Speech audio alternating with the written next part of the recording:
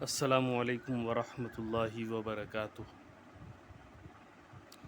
شان حبیب کبریا علیہ التحیت والثناء صلی اللہ تعالیٰ علیہ وآلہ وسلم کی 14ویں قسط ہم آپ کی خدمت میں لے کر حاضر ہیں۔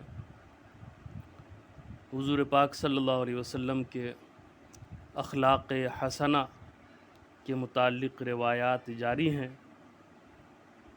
حضرت ابو ہریرہ رضی اللہ تعالیٰ عنہ سے مروی ہے، فرماتے ہیں کہ حضور صلی اللہ علیہ وسلم نے ایک گھوڑ سوار دستہ سرزمین نجد کی طرف بھیجا جو بنو حنیفہ کے ایک شخص کو پکڑ لائے جس کا نام ثمامہ بن اثال تھا اور وہ اہل یمامہ کا سردار تھا۔ انہوں نے اسے مسجد کے ایک ستون سے باندھ دیا۔ حضور صلی اللہ علیہ وسلم اس کے پاس تشریف لائے اور اس سے پوچھا، اے ثمامہ تمہارا کیا خیال ہے؟ اس نے کہا، میرا خیال اچھا ہے، اگر آپ مجھے قتل کریں گے تو ایک ایسے شخص کو قتل کریں گے جس کا خون بڑا قیمتی ہے، اور اگر آپ احسان کریں گے تو ایک ایسے شخص پر احسان کریں گے جو احسانات کا شکریہ ادا کرنا جانتا ہے، اور اگر آپ مال کے خواہش مند ہیں تو جتنا مال چاہیں مانگ لیں، آپ کو ادا کر دیا جائے گا۔ حضور صلی اللہ علیہ وسلم نے اس کو اسی حال پر چھوڑ دیا۔ دوسرے دن پھر حضور صلی اللہ علیہ وسلم نے اس سے فرمایا، ثمامہ تمہارا کیا خیال ہے؟ اس نے کہا، میرا خیال وہی ہے جس کے بارے میں آپ کو بتا چکا ہوں کہ آپ احسان کریں گے تو ایک شکر گزار شخص پر احسان کریں گے، اور اگر آپ قتل کریں گے تو ایک ایسے شخص کو قتل کریں گے جس کا خون بڑا قیمتی ہے، اور اگر آپ مال چاہتے ہیں تو بتائیں، آپ جتنا مال مانگیں گے آپ کو ادا کر دیا جائے گا۔ حضور صلی اللہ علیہ وسلم نے پھر اس کو اس حال پر چھوڑ دیا۔ اگلا دن آیا تو پھر حضور صلی اللہ علیہ وسلم نے اس سے فرمایا، ثمامہ تمہارا کیا خیال ہے؟ اس نے کہا، میرا خیال وہی ہے جو آپ کو بتا چکا ہوں کہ اگر آپ احسان کریں گے تو ایک شکر گزار شخص پر احسان کریں گے، اور اگر آپ قتل کریں گے تو ایک ایسے شخص کو قتل کریں گے جس کا خون بڑا قیمتی ہے، اور اگر آپ مال کے خواہش مند ہیں تو بتائیں، جتنا مال آپ مانگیں گے آپ کو دے دیا جائے گا۔ حضور صلی اللہ علیہ وسلم نے فرمایا، ثمامہ کو آزاد کر دو۔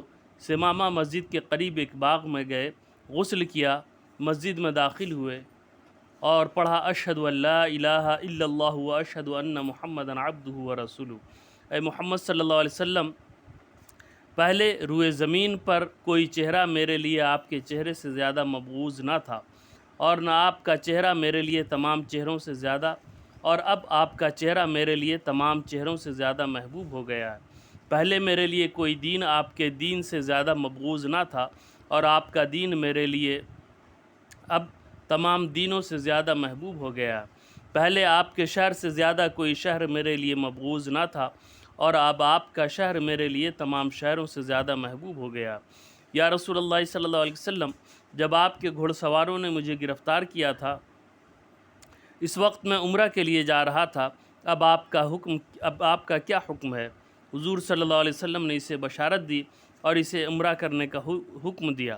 جب وہ مکہ آیا تو کسی شخص نے اس سے کہا، کیا تم اپنے آباء و اجداد کے دین سے پھر گئے ہو؟ اس نے کہا، نہیں، بلکہ میں حضور صلی اللہ علیہ وسلم پر ایمان لے آیا ہوں۔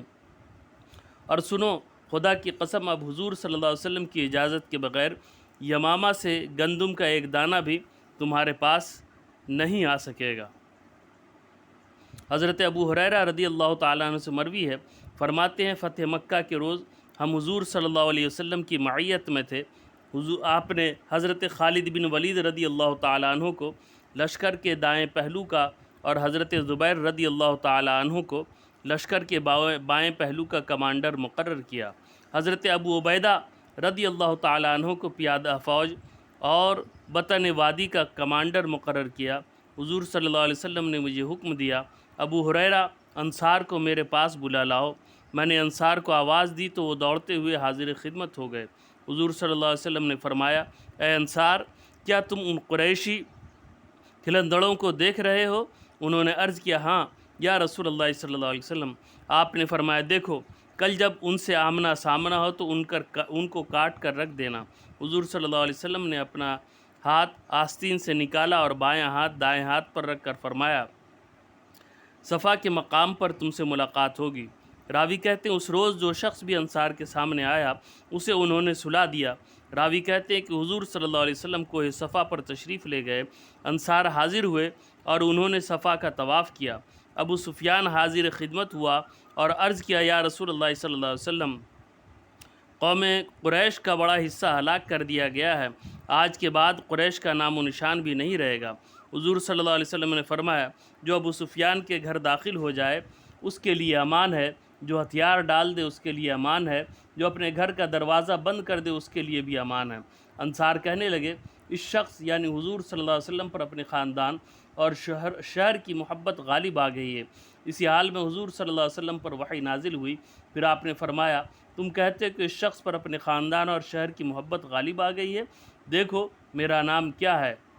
حضور صلی اللہ علیہ وسلم نے 3 مرتبہ یہ سوال دہرایا، پھر آپ نے خود ہی فرمایا میں محمد صلی اللہ علیہ وسلم ہوں، اللہ تعالیٰ کا بندہ اور رسول، میں نے ہجرت کی خدا کی طرف اور تمہاری طرف، اب زندگی بھی تمہارے ساتھ ہے اور موت بھی تمہارے ساتھ۔ انصار کہنے لگے یا رسول اللہ صلی اللہ علیہ وسلم، ہم نے یہ بات محض اس لیے کہی ہے کہ ہم اللہ تعالیٰ اور آپ کی ذات کے متعلق کسی کو اپنی ذات پر ترجیح نہیں دے سکتے۔ حضور صلی اللہ علیہ وسلم نے فرمایا اللہ تعالیٰ اور اس کا رسول تمہاری اس بات کی تصدیق کرتے ہیں۔ صحیح مسلم جلد 2 صفحہ 103 اور 4 پر یہ روایت موجود ہے۔ اس حدیث پاک میں حضور صلی اللہ علیہ وسلم کی شان عفو درگزر بام عروج پر نظر آ رہی ہے۔ یہاں عفو درگزر کے 2 حیران کن مظاہرے رسول رافت و رحمت صلی اللہ علیہ وسلم کی عظمتوں کا اعلان کر رہے ہیں۔ ایک طرف تو ان لوگوں کی عام معافی کا اعلان ہو رہا ہے جنہوں نے 23-24 سال کا طویل عرصہ حضور صلی اللہ علیہ وسلم پر اور آپ کی جماعت پر جور و ستم کے پہاڑ توڑے تھے، اور دوسری طرف اپنے جانثار خادموں کی لغزشوں کو بڑی محبت اور رحمت کے ساتھ معاف کیا جا رہا ہے۔ عفو درگزر کے یہ مظاہرے اسی ذات سے صادر ہو سکتے ہیں جس کے سر پر رب قدوس نے رحمت للعالمین کا تاج سجایا ہو۔ انشاءاللہ اس سلسلے میں مزید احادیث مبارکہ لے کر ہم پھر آپ کی خدمت میں حاضر ہوں گے۔ السلام علیکم ورحمۃ اللہ وبرکاتہ۔